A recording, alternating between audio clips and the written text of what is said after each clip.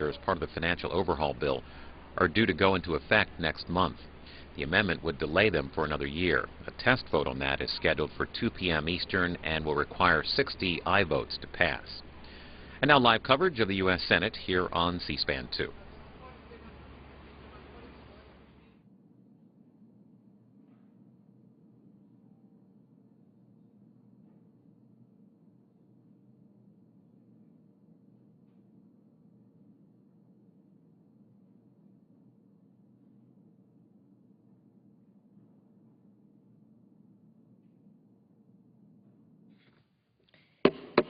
The Senate will come to order. The chaplain, Dr. Barry Black, will lead the Senate in prayer.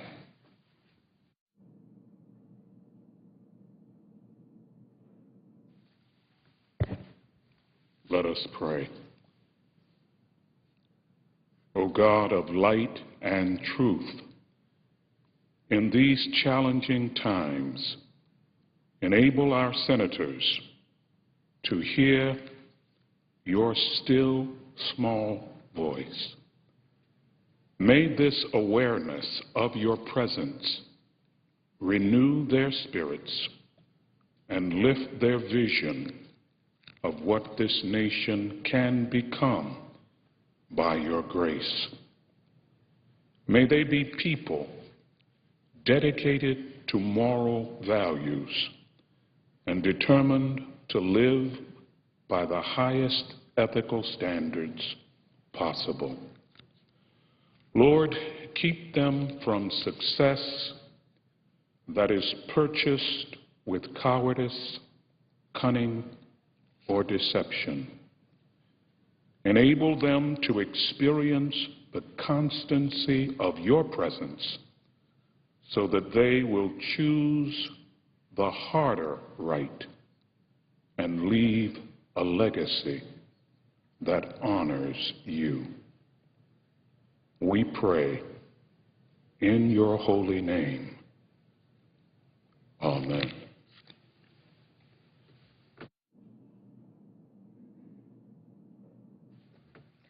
Please join me in reciting the Pledge of Allegiance. I pledge allegiance to the flag of the United States of America and to the republic for which it stands, one nation under God, indivisible, with liberty and justice for all.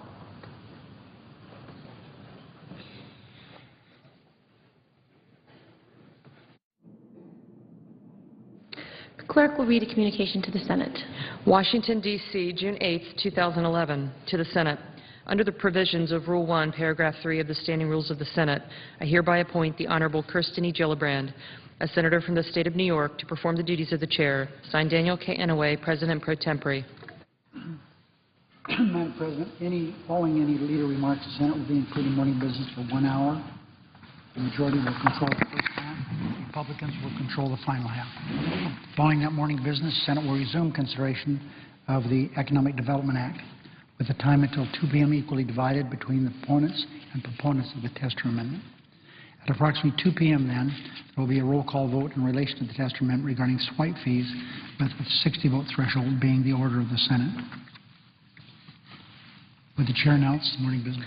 Under the previous order, the leadership time is reserved. Under the previous order, the Senate will be in a period of morning business for 1 hour, with senators permitted to speak therein up to 10 minutes each, with the time equally divided and controlled between the two leaders or their designees, with the majority controlling the first half and the Republicans controlling the second half.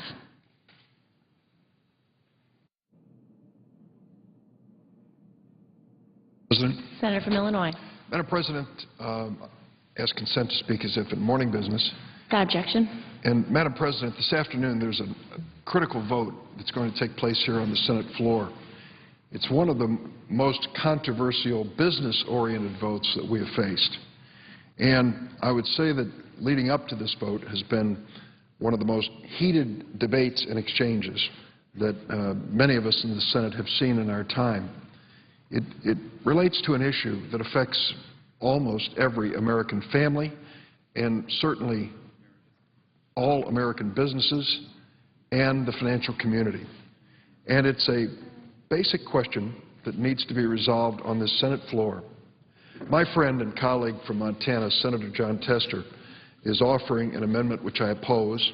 I have the highest respect for John. We have discussed this, and our friendship has remained strong throughout this debate. We just see this differently. And whatever the outcome of this vote, I certainly am going to continue my strong friendship with John and be a fan of what he brings to the Senate and what he does for the state of Montana. Joining him is Senator Bob Corker of Tennessee in this amendment. I have the same high regard for Bob, and I should say Senator Corker, and any remarks that I make today are no reflection on them at all. I think they're both honorable people who are standing tall for their point of view, which I happen to disagree with. But I do want to make it clear that I think this is an historic vote. It is a threshold vote in terms of whether the United States Senate, the Congress, and the government of the United States will step into a situation that has created a fundamental unfairness. And this is what the unfairness is. When we use debit cards, that plastic, to pay for a transaction, there is a fee that is collected. It is a fee that is paid to banks and, of course, a fee paid to the issuing credit card network. The merchant or retailer who accepts that plastic, that debit card, has no voice in determining what that fee will be, and it is invisible. Just one floor below us here in the Capitol is a little carryout. And I went there this morning to pick up a little breakfast, and there was a young lady, a Capitol Hill policeman, in front of me, and she took a package of chewing gum and put it on the counter and handed her debit card to the cashier. The chewing gum cost $1.20. The average fee paid by the merchant, in this case the proprietor of the carryout, is 44 cents on that transaction, more than a third of the cost of the pack of chewing gum. Now, the owner of the carryout had no voice in that fee. It was a fee that has been imposed on that merchant by the credit card network that issued the debit card. So a year ago, we took up this issue and said, is it fair or reasonable? Madam President, the reason I think we need to take a look at it is that in the United States of America, the so-called swipe fee is dramatically greater than virtually any other country in the world.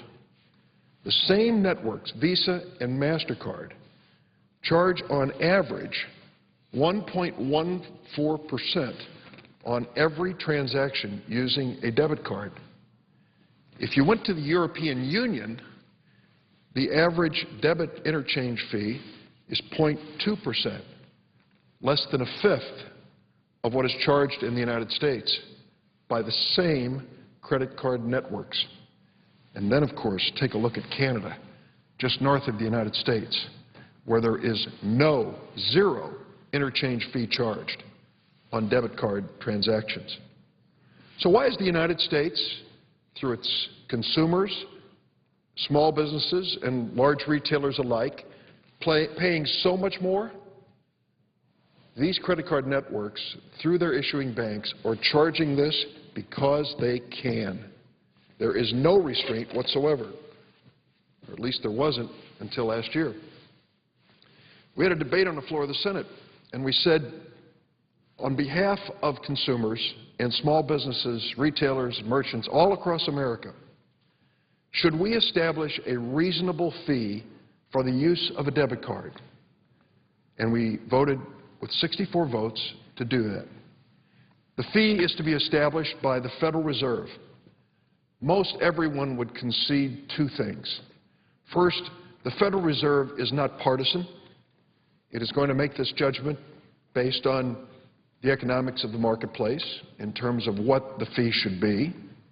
And secondly, if there is any bias at the Federal Reserve, and it's not a bias toward consumers, this is not a consumer protection agency, and no one has ever called it that.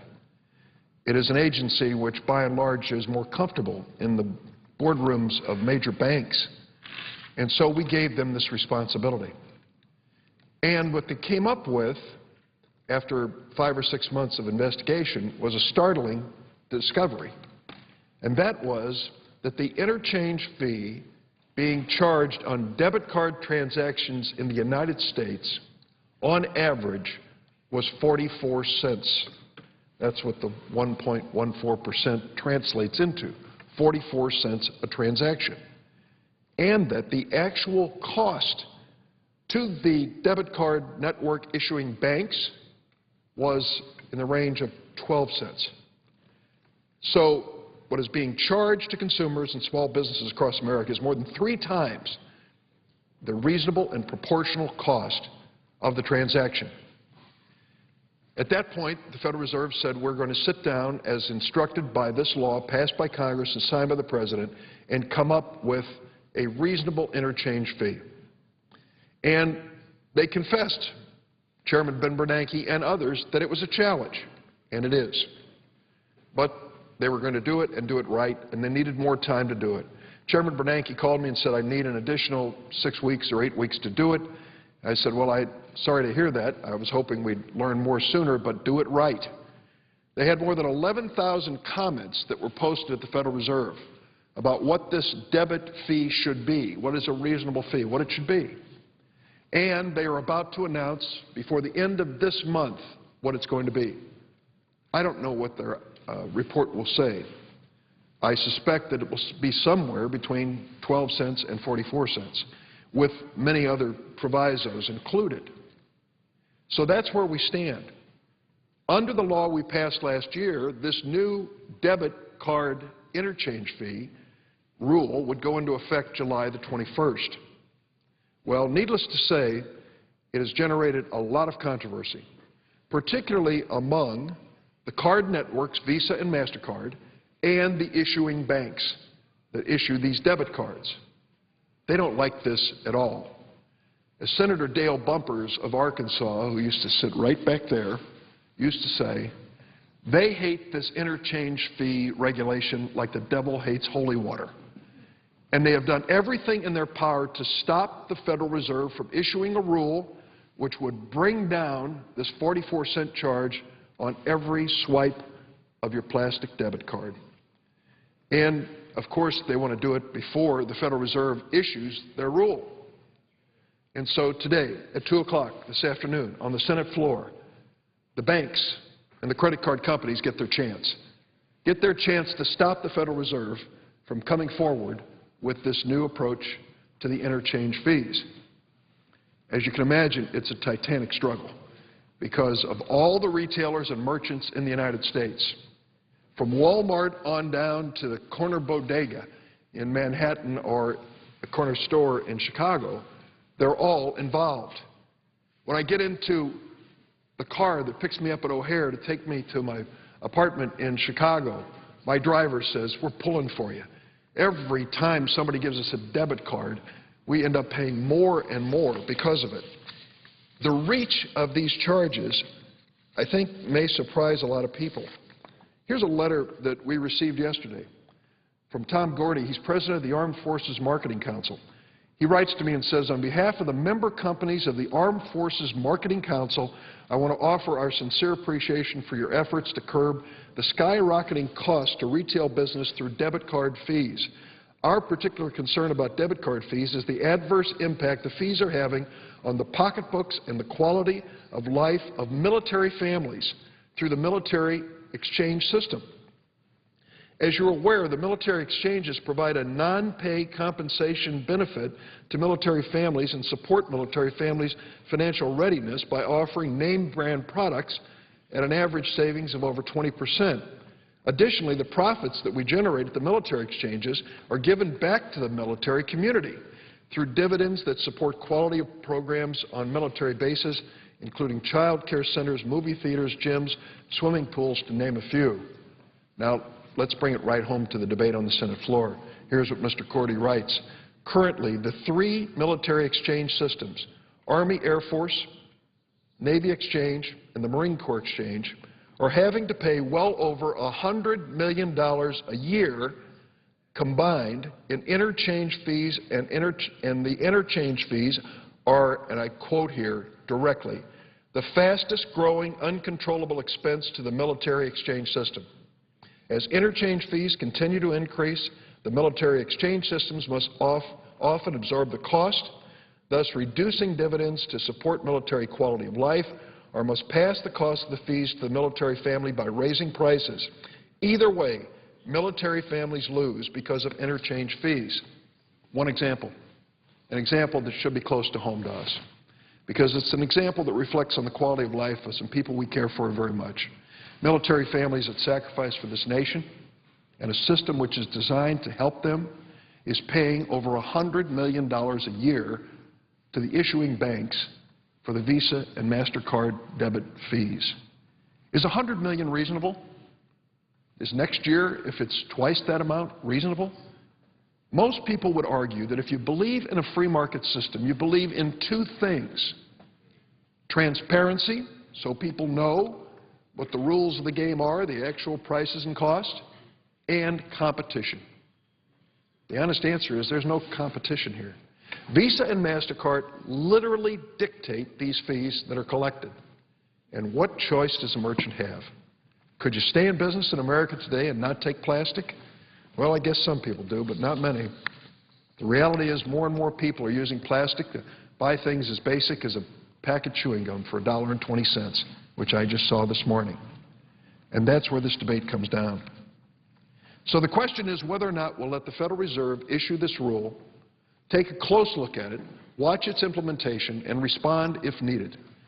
I don't know if their rule will be excellent or need help.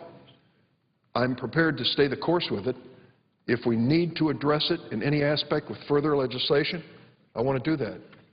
And I particularly want to address my friends, at least some friends that I have left, in the banking community. I am not going to stand here in defense of Wall Street. I think they've had quite a bit of friendship and love thrown their way by this Congress over the last few years. I am going to say, though, that when it comes to community banks and credit unions, I think they deserve an exemption. It was included in the law, and if we need to provide any other reassurances after the rule is issued, I'll be there. And I believe I can speak for the merchants and retailers. They'll be there as well. They have never disputed this issue of the community banks and credit unions being treated differently than the big banks. But I do want to make it clear what is going on here in terms of the biggest banks that issue these debit cards. $1.3 billion a month is collected in debit card interchange fees.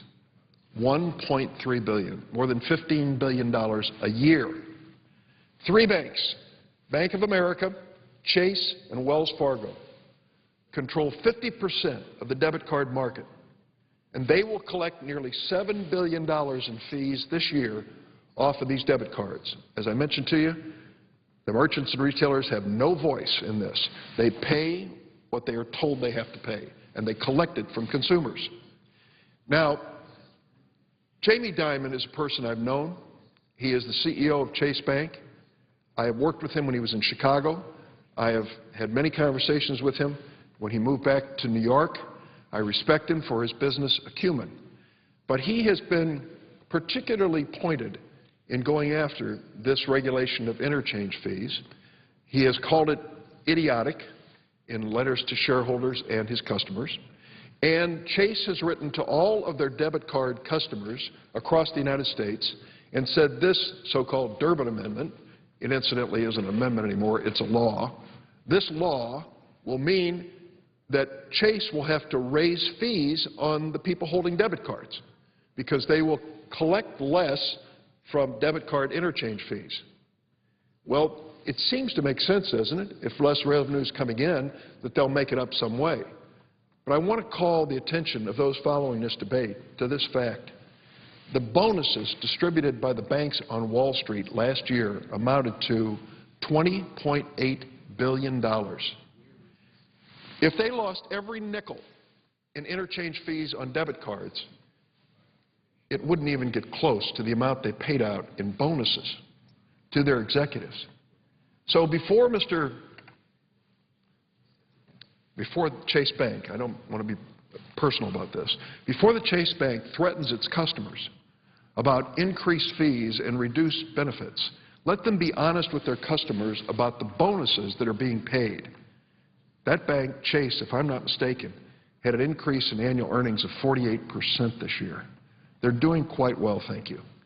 And for the record, let me remind those who are following this debate, the taxpayers of America were asked to stand by these banks in one of their darkest hours. When we faced this recession, and many of us believe it was brought on by some awful practices on Wall Street and among other banks, insurance companies, and financial institutions around the world. In their darkest hour, when things were toughest, where did they turn for help? Not the good old free market system, but the Treasury of the United States of America. And so in the end, we gave $25 billion to the Chase Bank. We gave $45 billion to the Bank of America and $25 billion to Wells Fargo to help them through their time of need. Oh, sure, they survived, and they paid us back. But what was their gratitude? How was it reflected? It was reflected by these banks, after receiving taxpayers' money to get them out of the hole that they dug for themselves, turning around and awarding bonuses to their executives right and left. That's not an expression of gratitude where I come from. And now they come to us and say, we want you to continue this subsidy, this interchange fee subsidy, 50% of which go to the 3 largest banks in the United States of America. Well, I think it's time for us to say no. I think it's time to stand for consumers and small businesses across America who have no voice, no power, and deserve our help in making this system fairer, more transparent, and more competitive. Now, the amendment before us is one that I want to address specifically, because instead of letting the Federal Reserve issue their rule at the end of this month, measuring whether its impact is as we had planned, responding if needed to changes, what the banking community and the credit card networks want to do is to kill this rule literally in the cradle before it has a chance to be issued, before it has a chance to be implemented. I think that's just plain wrong. Right now, I hear my colleagues who come to the floor offering this amendment, both Senator Corker and Senator Tester, saying, this is a compromise. This is a compromise. This is not a compromise, because a compromise involves sides with differing views sitting down together and working out their differences. I wasn't invited to any meeting to come up with this so-called compromise. The merchants and retailers, the businesses across America were not invited, not at all. There were no representatives of consumers in these meetings for this grand compromise. This was a compromise between the biggest banks, the medium-sized banks, and the small banks. So it is a banker's compromise for bankers' benefit. That's what it comes down to. In the last 2 days alone, letters opposing this amendment have been sent by consumer groups, military exchanges I mentioned, 11 colleges and university associations, because incidentally, our kids at college bookstores using debit cards are actually paying more for their books because of these fees as well. 308 national and state merchant trade associations and 6,500 small businesses, all opposing this so-called compromise amendment. It isn't a compromise. Secondly, this amendment is described as a one-year delay of the interchange rulemaking. Actually, it's an open-ended delay. The bankers who wrote this very carefully crafted it. The amendment requires the Federal Reserve's rules to be rewritten in 1 year, but it doesn't set an effective date for the revised rules. There's no telling when, if ever, these rules will go into effect. This delay could be significant, and from the bank's point of view, the longer the delay, the better. What's it worth? $1.3 billion a month for every month they can delay it. How long would they like to delay it? Forever. And let me tell you, this idea of needing a study, after putting 12 months, the Federal Reserve put 12 months into reviewing this issue, considering thousands of comments to promulgate this rule. The amendment sets up a study of the interchange system that only takes into account the views of the banking regulators. Search the amendment, the Tester-Corker amendment, for one indication that there'll be anyone sitting in the room representing the consumers or small businesses of America for this study.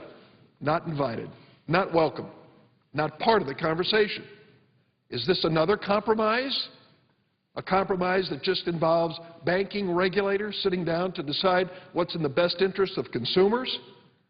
Would you want your fate left to their hands as a consumer? Not me. The study, incidentally, is loaded. The so-called triggers in the study,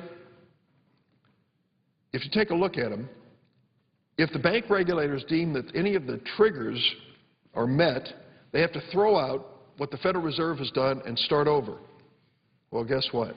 The triggers are written in a way that this is a foregone conclusion. These triggers will be met. And as each trigger mirrors public statements the public regulators have already made about the Fed's draft rules, this is loaded.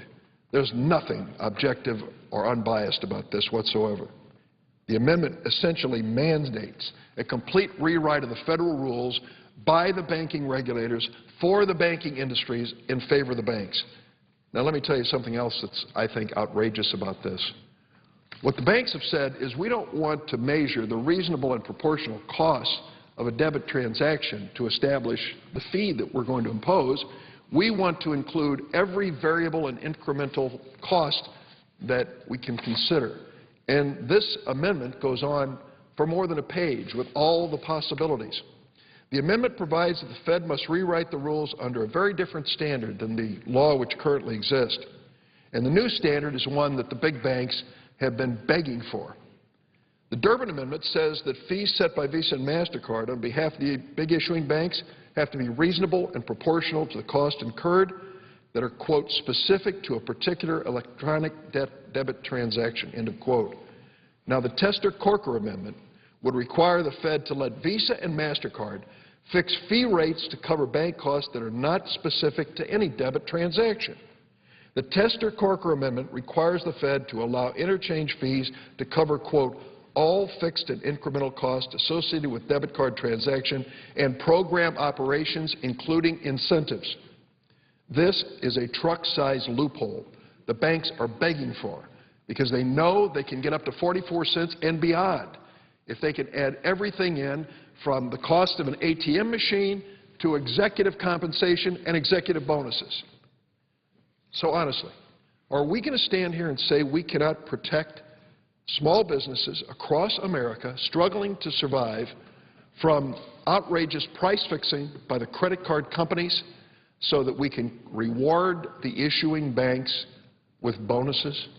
Is that what this is about? If it is, it's a pretty stark choice. This amendment is a big bank windfall. The amendment has been described as an effort to help small banks, but it would undoubtedly be a windfall for the nation's largest banks.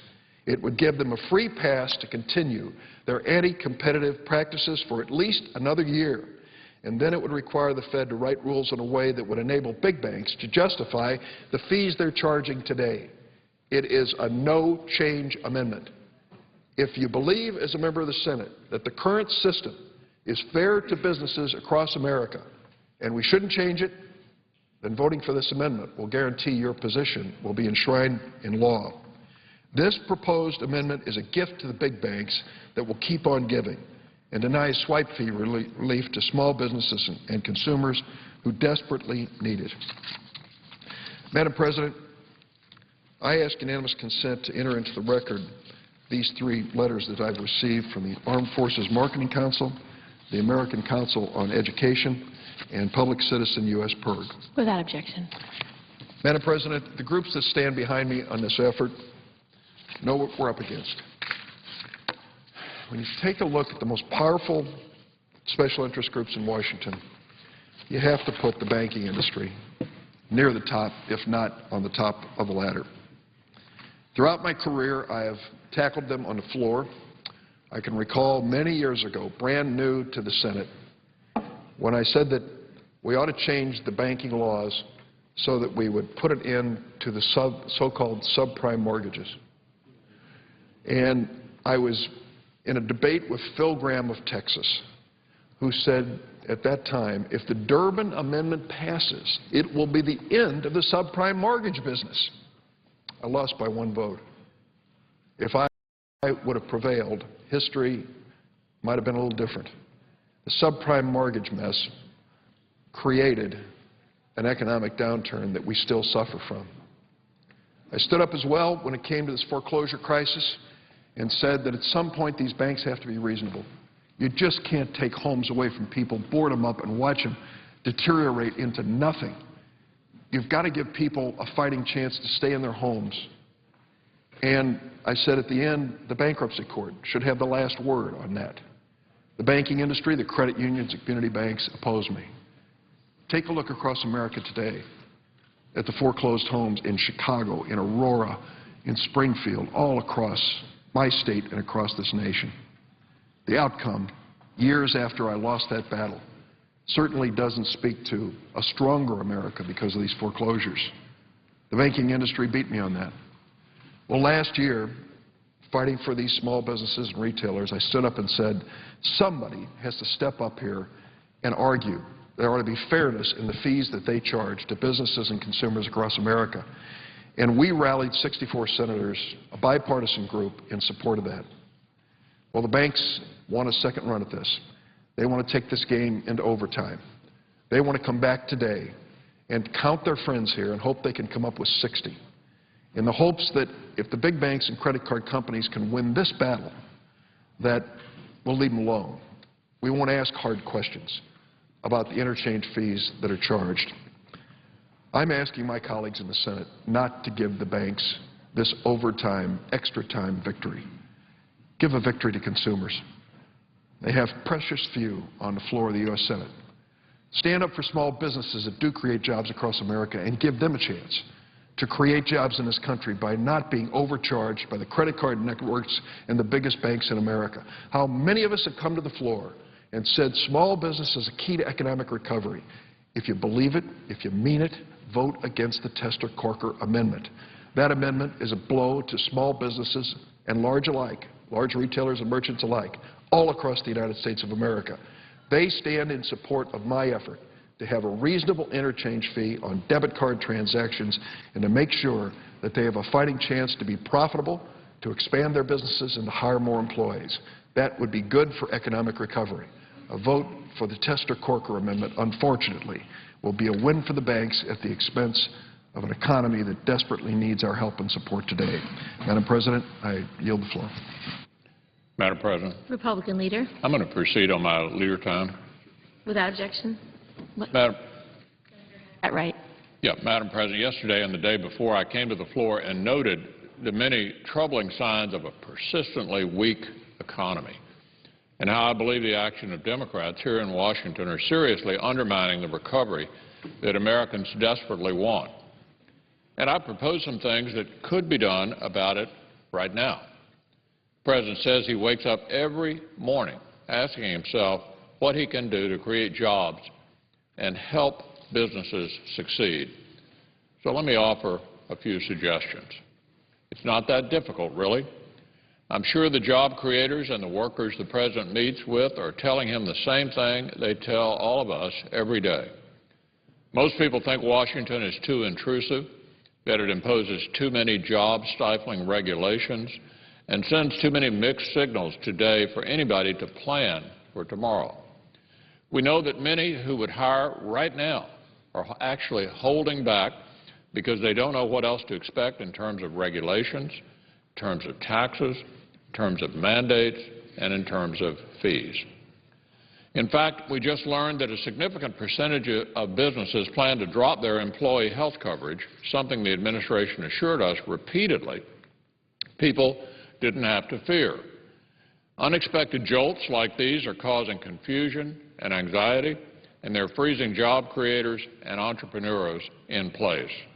Beyond that, many Americans are also seriously concerned about a government in Washington that spends trillions more than it takes in, and a national debt that this year will exceed our entire national economy.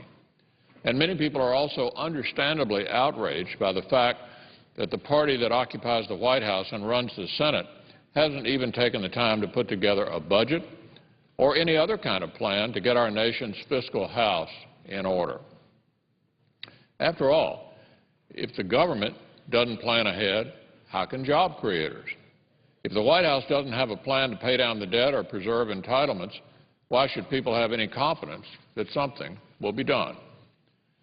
None of this is news to the President or to the Democrats in Congress. The fact is, the President and Democrats in Congress know as well as I do what employers and workers need to prosper and to create prosperity and jobs. They just don't seem to want to do it. That's the problem. And to be blunt, people wonder whether the President's really focused on jobs when so many of his policies seem aimed at destroying them. And when there's so much he could do right now to create tens of thousands of good American jobs. Yesterday, I spoke about trade and how even though the President admits that pending trade agreements with South Korea, Panama, and Colombia have the potential to create tens of thousands of new jobs and boost American businesses, he refuses to move on them in an apparent favor to his union allies. This morning, I'd like to focus on the two sides of the President's energy policy, in which he publicly claims to support greater domestic production and the jobs that come with it, even as he seems to do everything he can behind the scenes to block production and to kill energy-related jobs right here at home. The President says he's a proponent of domestic energy production. But let's be honest, he hasn't shown it. And this shouldn't surprise anyone. This is an administration, after all, that appointed an energy secretary who said a month after the President's election that, quote, somehow we need to figure out how to boost the price of gasoline to the levels in Europe, end quote. Since then, the administration's policies have helped us get there. Not only have gas prices skyrocketed, but the administration's policies are also hindering the creation of thousands of good private sector jobs that so many Americans desperately need. Let's look at just a couple. Everyone knows that in the aftermath of the oil spill in the Gulf last year, the President imposed a 6-month moratorium on new deepwater drilling. We can dispute the wisdom of a temporary ban for purposes of a safety and environmental review. What we cannot dispute is that the impact on jobs and the nation's economy has been quite severe. Nor can we deny that the White House has effectively continued the ban even after its time was up and the review was complete. It was only after the courts got involved and months of political pressure from both Democrats and Republicans that the administration reluctantly began issuing new permits months after the ban was supposedly lifted. And even as gas prices hover around $4 a gallon, permitting is still well below pre-spill levels, and energy production in the Gulf is expected to slow.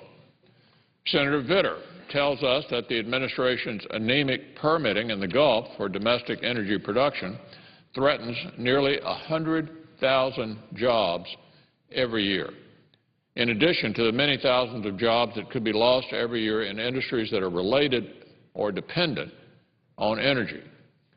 Senator Vitter has also told us about one estimate suggesting that 23 wells per month are needed just to maintain current production levels in the shallow waters of the Gulf, and that even after the moratorium was supposedly lifted, the administration has averaged fewer than 2 per month.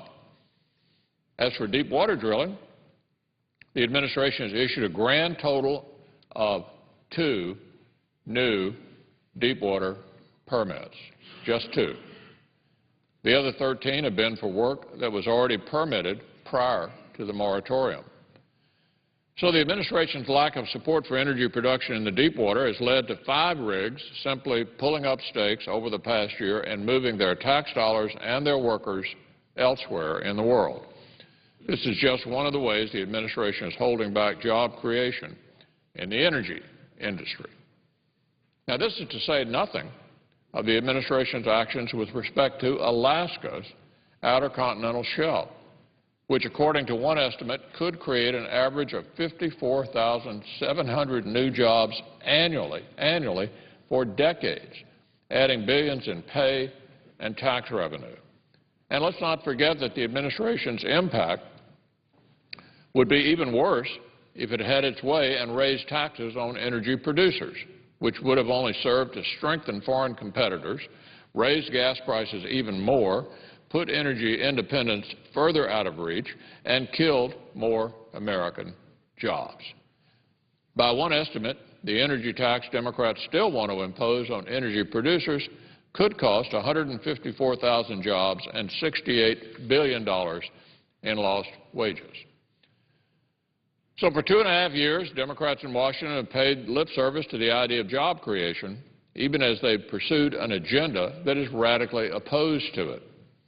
We can see this when it comes to trade, as I indicated yesterday, and we can see it when it comes to energy, as I've discussed this morning. Unless Democrats change their priorities and their policies, the threats of a downgrade won't go away. The debt won't get any smaller. Businesses won't create the kind of jobs Americans need. The President can talk all he wants about the economy, but it's time he starts looking at the impact of his own policies on the economy. We need to change course, and a good place to start is with trade and with energy. American businesses want to expand and want to hire.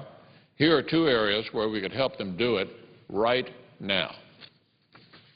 Madam President, I yield the floor. Madam President. Senator from Nebraska. Madam President, I ask unanimous consent to speak 15 minutes. Without objection. Madam President, I rise today to talk about something that is on the minds of our agriculture producers. In meetings in my home state across Nebraska, it seems the first question is always going to be, or the second question is always going to be, something related to the EPA. And most of the time, the question goes like this: what's going on at the EPA? Why are they trying to put me out of business? In response to this growing concern, which I am confident the EPA has heard, they've taken to the road with a good old-fashioned charm offensive. The problem is that the EPA is selling publicly to farmers and ranchers what they're trying to sell just doesn't match up with reality. They say one thing on the road, while the regulatory train just continues to barrel forward right here in Washington. In fact, the EPA administrator is touring the country, community after community, and saying not to worry, quote, fear in rural areas that EPA is coming after you, unquote. Yet the regulations continue to come after our nation's farmers, ranchers, small businesses, and those regulations are coming fast and furious. Even the regional administrator with responsibility for Nebraska and Iowa and Kansas and Missouri has joined the charm offensive. In a recent speech to the Agricultural Business Council of Kansas City, he said that he does not, quote, see where this administration is doing anything new, unquote. But, quite simply, the EPA's charming rhetoric doesn't match up with its rule-by-rule intent. Let me, if I might, illustrate what I mean. Well, let's talk about dust. Not the stuff that you find on your bookshelf, but the stuff that a truck kicks up or a tractor kicks up when it's going down a field or a farm lane. Earlier this year, a bipartisan group of 33 senators wrote to the EPA, we were worried. We were worried that the EPA had plans to regulate farm dust. Now, don't get me wrong. Clean air is a good thing. We need clean air. But dust is also unavoidable in farm country. Farming without kicking up dust is like asking a carpenter to cut and frame a house without creating sawdust. Well, it just doesn't happen. The two things just don't go together.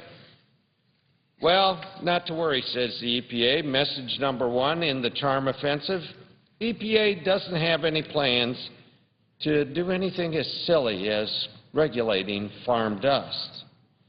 In fact, on March 10, Administrator Jackson noted that EPA has, and I'm quoting, quote, no plans to do so, unquote, and went on to explain that, quote, EPA staff is conducting meetings to engage with and listen to farmers and ranchers well before we propose any rule, unquote.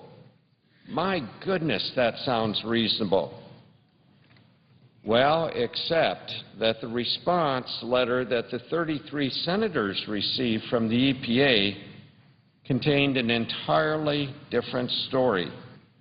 That letter, written by Assistant Administrator Gina McCarthy, simply said that the source of the dust doesn't matter and that EPA cannot consider costs when it sets the standard. Here's how she put it.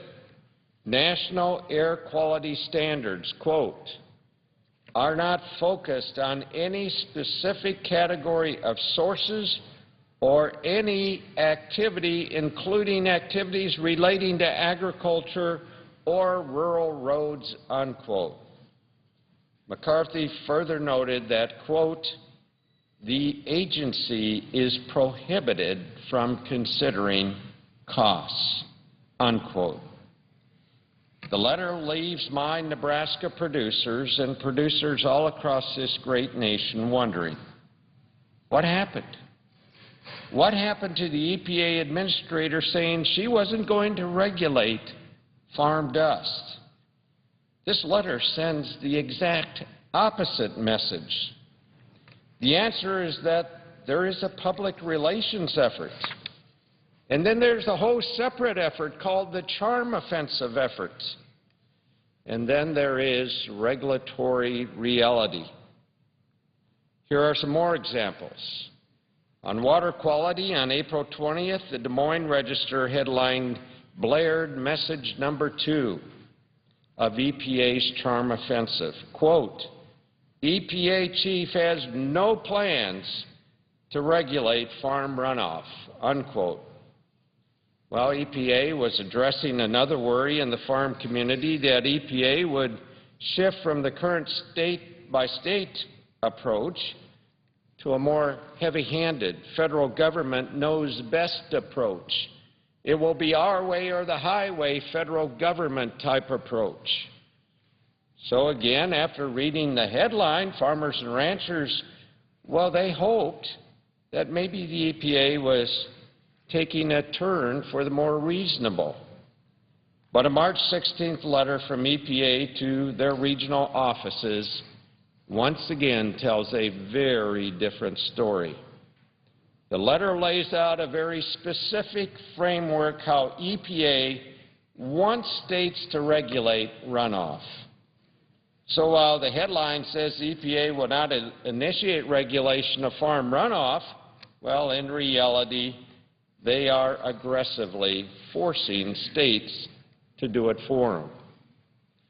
Now, if that weren't enough, the agency is also trying to expand their authority literally to every irrigation ditch, every low-lying area, and they even want to regulate your farm pond. The law is very clear that EPA does not have authority over these waters. And after Congress refused to enact this expansion of their authority, the EPA decided, well, let's plow ahead in anyway, regardless of congressional intent. Does that sound familiar with this administration? To make matters worse, they are not doing this through a full rulemaking process where they'd have to do with those pesky public comments and such. Instead, the EPA sat down with the Corps of Engineers, the Department of Interior, and the United States Department of Agriculture and issued a so-called guidance document. That happened in May. EPA claims that this approach includes exemptions for agriculture. But the whole story isn't told. Instead, it says irrigated areas, stock tanks, and low-lying areas are, quote, generally not waters of the U.S., unquote. Generally? What do you mean by generally? Well, that word generally produces a tremendous amount of uncertainty. It creates fear. It creates confusion and gives farmers and ranchers zero peace of mind. You see, they don't trust the EPA. Further, the guidance shifts the burden of proving exemption from regulation to our producers. Instead of EPA or state regulators being forced to explain why on earth agricultural producers should be subjected to such regulations, producers will now have to explain why it's ridiculous to regulate their stock tanks in irrigated areas under runoff regulations. This will result, of course, in increased permitting costs, paperwork, other red tape, and it is far from farmer-friendly. Yet the empty exemptions for agriculture, well, they don't end there. Let's not forget EPA's backdoor energy tax, where EPA is promising farms and ranches an exemption. EPA is once again lulling farmers to complacency by sending this message: don't worry, we're not going to force you to buy permits. To quote the EPA administrator, quote, EPA is proposing reducing greenhouse gas emissions in a responsible, careful manner, and we have even exempted agricultural sources from regulations, unquote. Well, producers quite justifiably heard the words exempted agriculture and may have thought, well, by golly, we're going to be okay here. But the reality is far different, and very definitely a course has been set that should concern every single farmer, rancher, small business person in this great nation. The American Farm Bureau put it best in testimony to the House Energy and Commerce Committee, and I'm quoting, any costs incurred by utilities, refiners, manufacturers to comply with the greenhouse gas regulatory requirements will be passed on to the consumers of these products, including farmers and ranchers. As a result, our nation's farmers and ranchers will have higher input costs, namely fuel and energy costs, to grow food and fiber and fuel for our nation and the world, unquote. So picture this. A Nebraska farmer gets the electric bill and calls up the power company and says, whoa, wait a minute here. EPA told me that its climate change efforts weren't going to target me. In fact, they said I was exempted. So why am I paying so much more? Unfortunately, they're going to have the same conversation with the diesel supplier, their fertilizer retailer, and the local gas station where they fill up the pickup and truck. The EPA promise of exemption will unfortunately meet the reality of dramatic increases in input costs. EPA's reassuring words about an exemption will turn out to be absolutely empty, misleading, and absolutely 100% unhelpful when the electricity and diesel bill comes due. But the public relations effort and charm offensive marches on. It even includes an executive order titled Improving Regulation and Regulatory Review.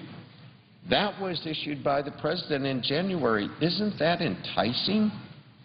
The directive instructs each federal agency to consider, quote, how best to promote retrospective analysis of rules that are outmoded, ineffective, inefficient, insufficient, or excessively burdensome, unquote. According to the order, quote, our regulatory system must protect public health, welfare, safety, and our environment while promoting economic growth, innovation, competitiveness, and job creation, unquote. My goodness, that's all of the right words. Once again, it sounds like we're headed in the right direction. But then in April, an EPA official stated that the agency, this is remarkable, the agency was unaffected by the President's executive order because they do not propose rules where costs exceed the benefits. However, the same official admitted that the agency does not consider direct job impacts in its economic analysis. Can anybody figure that out? These two statements obviously conflict. EPA's actions in drafting several of these costly, excessive, burdensome regulations fail to meet the goals of the executive orders issued by the President of the United States. But their public relations campaign just speeds forward. Well, back home in Nebraska, like other states in this great country, we make agreements on a handshake because we believe that if you shake somebody's hand, you can trust them. That's the way it works. But unfortunately, within the bureaucratic walls of the EPA, that's not the case. Instead of spouting charming verbiage about the benefits of increased regulation, EPA should be looking for ways to work with farmers and ranchers and small businesses to find solutions to environmental challenges while creating jobs for Americans who are out of work. After all, the men and women who depend on the land to feed their own families and to feed us, well, they are responsible stewards of the environment. Unfortunately, based on what we've seen over... Senator, you've consumed 15 minutes. May I have 30 seconds? Without objection. Unfortunately, based on what we've seen over the past couple of years, EPA views agriculture producers as offenders, not partners. EPA's shift into campaign mode to appear farmer-friendly is disingenuous. They rolled out this charm offensive to make it sound like they were farmer-friendly. Let me just wrap up by saying, why not just do it? Be job-friendly, farmer-friendly, agriculture-friendly. Thank you, Madam President. I yield the floor.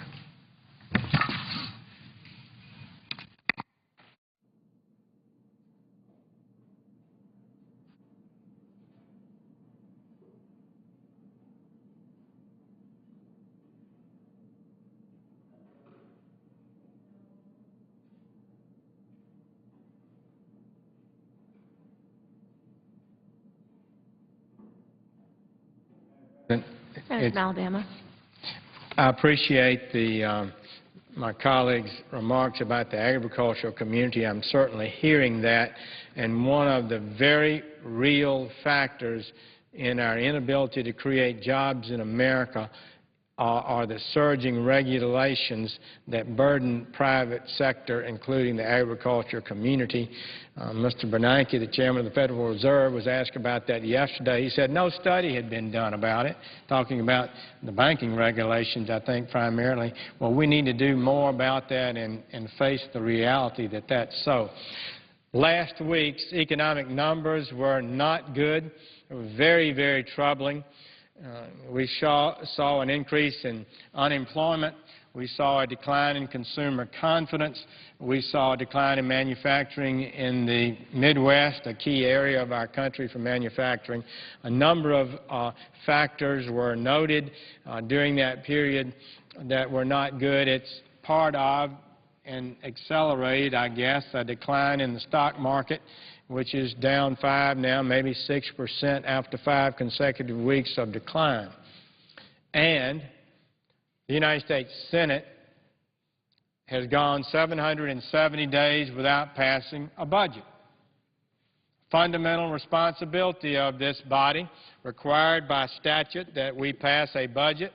The date is April 15th, April 1st to commence hearings in the Senate, and we've not met that responsibility. In fact, we haven't even had markup in the Budget Committee to commence considering a budget.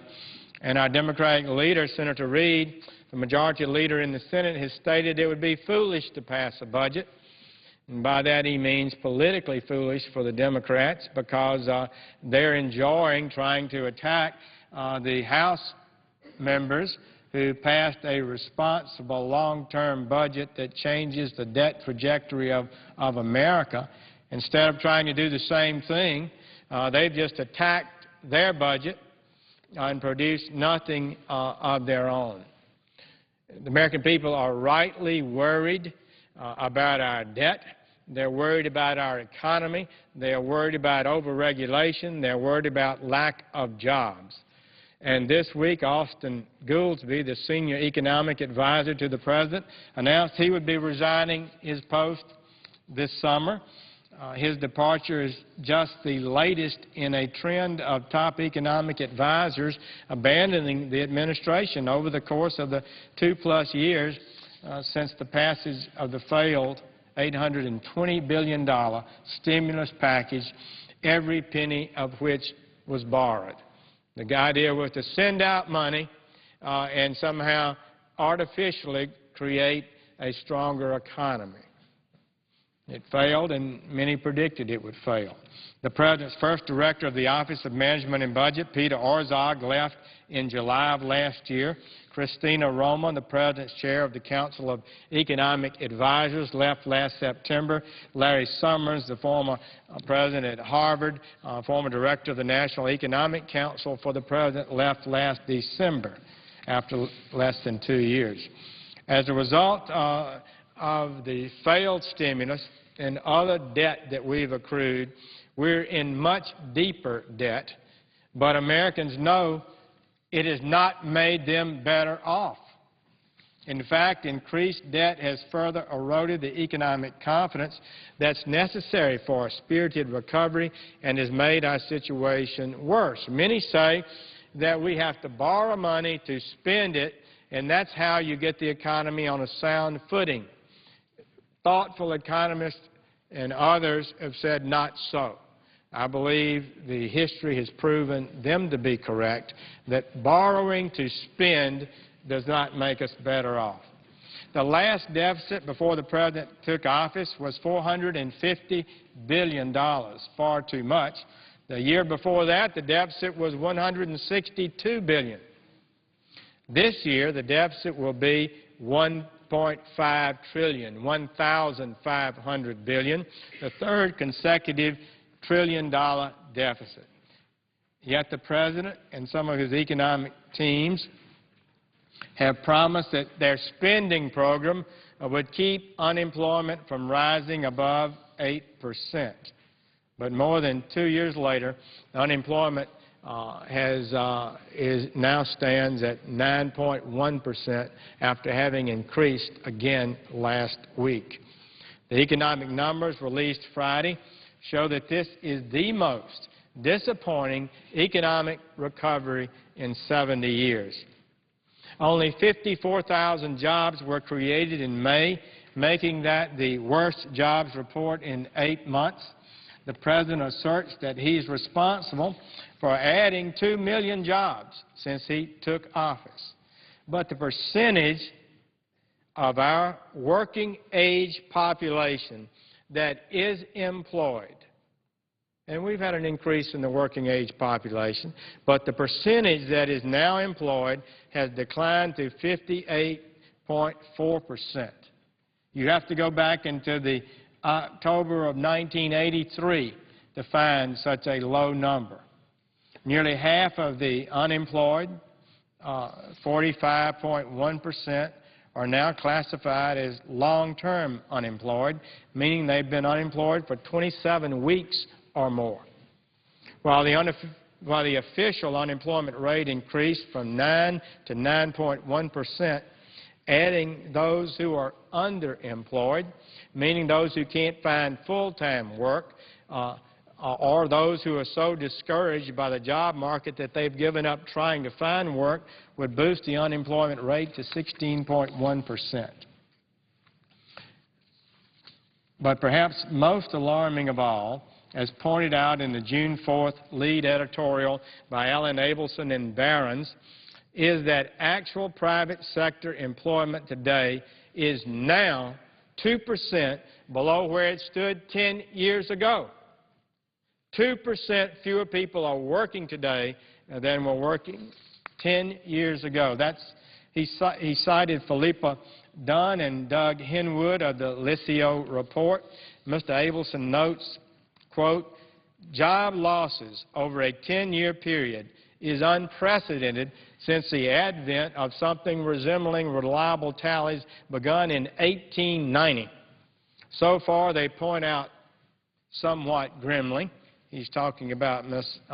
Dunn and Henwood, quote, we've regained just 1.8 million jobs lost in the Great Recession, and its aftermath are about 1 in 5. So the situation, the policies we're following are not working. And we've got to get this economy moving, and we've got to get jobs created, and 54,000 is way beyond what you have to stay level. That's about 180,000 a month need to be added. We added only 54,000, a net, really, decline in percentage terms of employment. So it's no wonder that the President's top economic team are leaving the administration, I would suggest. But rather than recognize a need to change course, the President doubled down on the budget he submitted to Congress. He told the American people his budget would, quote, not add to the debt, close quote, and that it would allow us to live within our means. But the Congressional Budget Office analyzed that budget and found otherwise dramatically. In fact, CBO said the budget the President submitted to this Congress in February would double our debt over the next 10 years. The total debt accumulated in the United States history would double again in the next 10 years under his 10-year budget. Meanwhile, economists are warning that if we don't change our debt trajectory, and soon, our debt could stifle the very economic recovery that is moving far too slow. This is the important point, and it goes right to the heart of the argument that we've got to artificially stimulate this economy by borrowing money from our children so we can spend it today, and that this is going to make us more healthy. A study by Carmen Reinhardt and Ken Rogoff titled Growth in a Time of Debt, Growth in a Time of Debt, in the American Economy Review of 2010 shows that economic growth is 1% lower on average in countries with gross debt above 90% of GDP, 90% of their economy. It's 1% lower. So if you want growth, you've got to look at how big your debt is.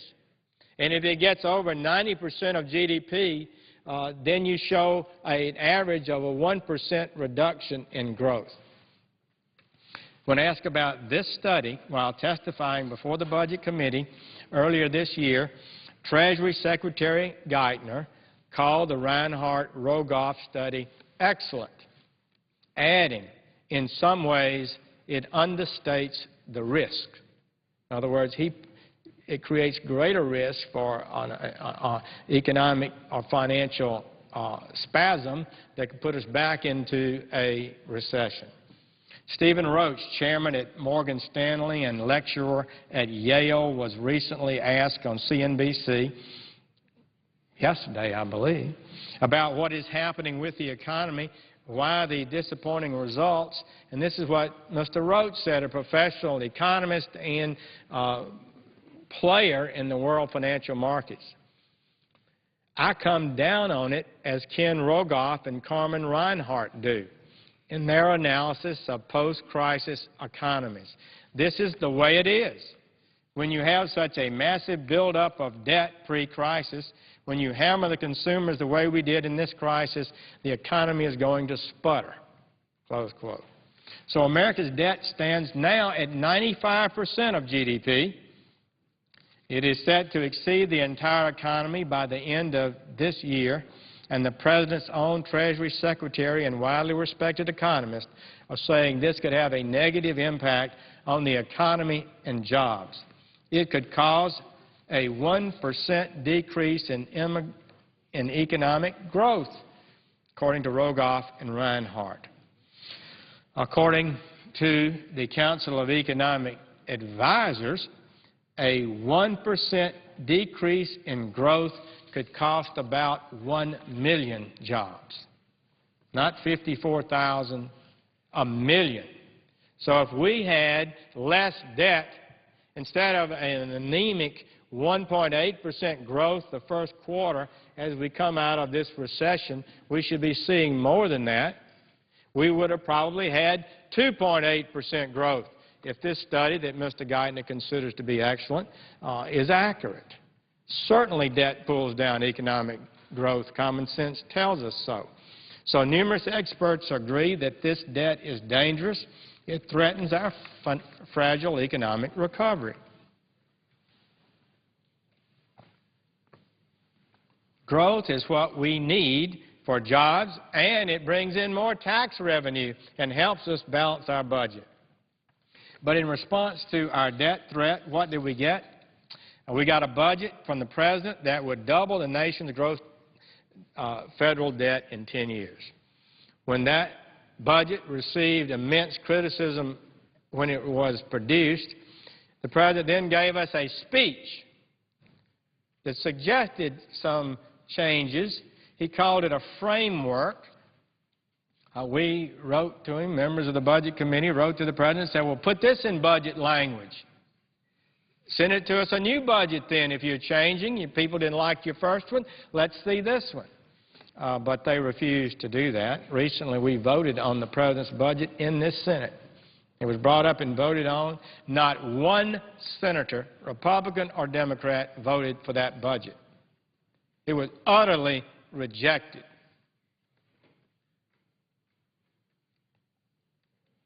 So meanwhile, the Senate, our Democratic leadership, who have the power to call the committee hearings and have the meetings that would commence a budget markup and to pass a budget, haven't offered one this year. Indeed, they haven't passed a budget in the last 770 days. At least one was brought out of committee last year, but never brought up by Senator Reid on the floor to be voted on. So we didn't have a budget last year. And this year they didn't even bring the budget to committee to be marked up. And the President said it would be foolish for us to have a budget. Foolish to have a budget in a time of the largest deficit the nation has ever incurred, which will occur this year, approximately $1.5 trillion, $1,500 billion in deficits. We bring in $2.2 trillion. We're spending $3.7 trillion this year. 40 cents of every dollar we spend is borrowed, and we don't even have a budget. And what do? The Majority Leader calls up the House budget a responsible, historic alteration of the unacceptable debt path we're on, putting us on the right path. You can argue about some of the things that are in it, fine, but it changed the trajectory of America's debt path courageously and honestly, and was widely praised in that regard. He brought it up so he could vote it down and attack it, producing nothing on his own. So I brought up the President's budget. It got 0 votes.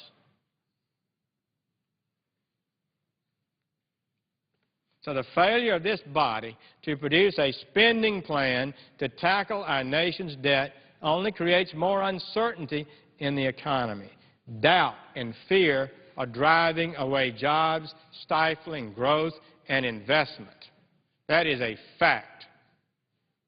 So, for nearly 3 years now, the White House has been seduced by the vision of growth through artificial means, including trillions in fiscal stimulus spending and so-called investments. Indeed, in a time of dramatic fiscal irresponsibility, the budget that the President submitted to us called for a 10% increase in education, 10% increase in energy, 10.5% increase in the State Department, 60% increase in rail and transportation. We don't have the money. That budget reflected utter confusion and a detachment from reality. Are our cities, are our counties, are our states increasing spending 10.5%? Aren't most of them actually reducing spending? That's reality. That's what's happening in the rest of the world. The British reduced some of their spending recently, far more than we have. Some people there didn't like it, and they complained that it was too difficult and too tough. But the International Monetary Fund, in a recent report, said, stand by your guns. Get your debt under control. In the long run, the International Monetary Fund said, this is the way to build a strong economy. And we've been going the other direction. The Keynesian siren call to spend did not lead us to prosperity. We have restored only 1/5 of the jobs lost in the recession as a percentage of our population. Fewer are working today than during the so-called period of during this recession, and we are experiencing the weakest recovery in modern history. Unemployment is back up again, and the housing market is back down. Bad housing numbers came in last week also. Our fast rising debt and our inability to adopt a credible budget plan, and we can do that, is shattering economic confidence and jeopardizing our future. But our Democratic leadership in this Senate refused to put forward even a budget plan or to confront the debt that they have themselves surged so greatly. So we're told the President has not involved himself personally in the discussions over the debt limit. That's been turned over to the Vice President. One report says he no longer receives daily economic briefings. What signals do these actions send to out-of-work Americans, to struggling industries and businesses, and to anxious financial markets throughout the world? Instead of stonewalling a budget, the Senate should be working together, Republicans and Democrats, to produce a budget that puts us on a sound path and makes our economy as robust and as dynamic as possible. That's so basic. Blocking a budget under these economic circumstances is simply unthinkable. There is no quick fix, no accounting gimmick, no political trick that will solve these problems. We have a potentially healthy, growing economy. Our American businesses have never been leaner, never been more efficient. As the Federal Reserve Governor, Mr. Fisher, said the other day on one of these interview programs, we've never had a more efficient, competitive business environment in America. But in the long run, and that's what we must focus on, the long run, sound principles, common sense, spending restraint, less regulation, more commitment to the free markets will, if allowed, lift us out of this malaise in which we find ourselves.